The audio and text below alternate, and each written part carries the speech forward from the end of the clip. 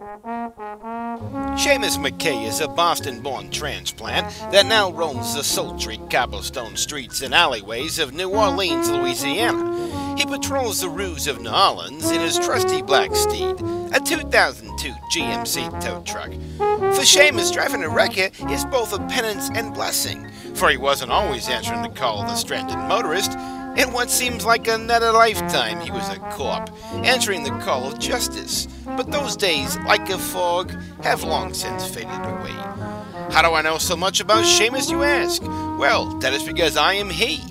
I now live somewhat vicariously through Demetrius Laveau, Sergeant Detective Demetrius Finbar Laveau, Homicide Division, New Orleans Police Department.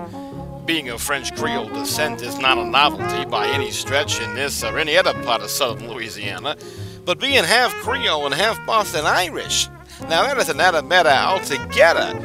Why, you might be asking yourself, half-breeds are commonplace in the 21st century.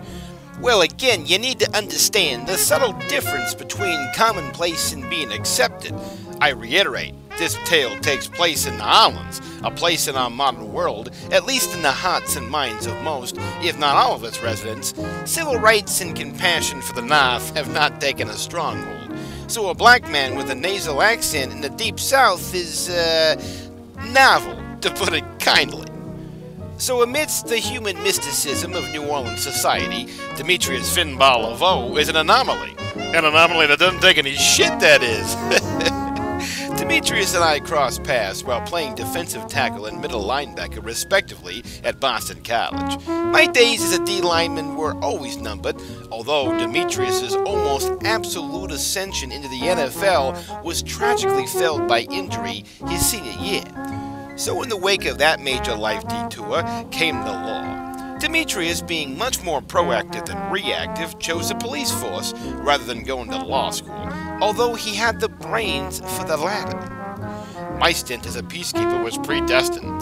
Don't make that cemented in time. You see, I come from 8 generations of blue. The job and the McKay brood went hand in hand, and this McKay wasn't about to buck that tradition, no. So my only rebellion came in the form of college football. The rebellion went into football, it was in the college. The tradition was, you see, 4 years of high school, then off to the academy. Although Seamus, S-E-A-M-U-S, as it should be spelled, is a common nomenclature meaning detective, I had dreams of philosophy, poetry, and the like. But by my second year of college, when I came to the realization I wasn't the second coming of Nietzsche, Frost, or for that matter, Howie Long, I resigned myself to the force. My first couple of years was solid, a high arrest record, collars to use a vernacular, also an affinity for the street. I could get the shadiest of characters to trust me, even in my Boston blues, and my future seemed secure. Well, that was not to be the case. My life was about to take a turn for the worst. My trip thus far on the merry-go-round of life had been marred by maladies of almost comical proportions. Friends of mine have likened me to the physical manifestations of Charlie Brown, being rained on by his own personal rain cloud. Well, on this fateful day in June, that rain cloud would become my perfect storm. In the beginning of this sort of tale, I made mention of my family's long history in the Boston Police Department, though as you may recall, I never said long in illustrious history. Nah, the McKays were a clan of bagmen. Bagmen, you may ask? Yep, the gray side of that blue line is where my grandfather's uncles and brothers tread, sometimes lightly, and at other times erase the line altogether for the last 8 generations. So when it came my time to become the 9th generation to walk that line, the tradition stopped. I was always vaguely aware of my extended family being a little too well off for the average cop to afford.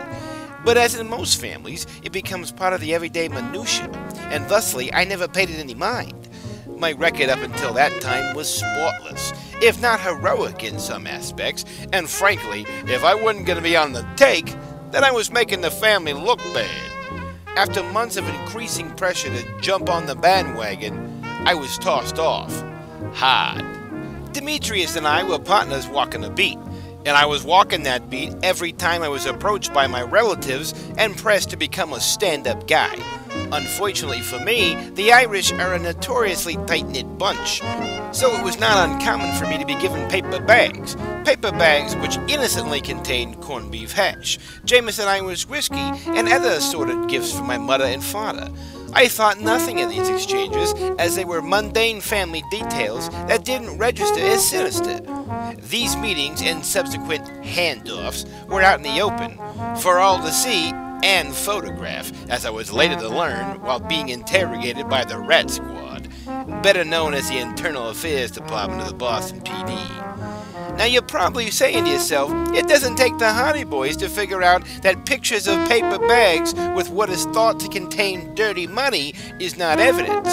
Well, correct you would be, had they not found several large bags of money, confirmed stolen drug money, in the recesses of my locker at the precinct. And that, as they say, is all she wrote. Cut to 6 years later, New Orleans, Louisiana.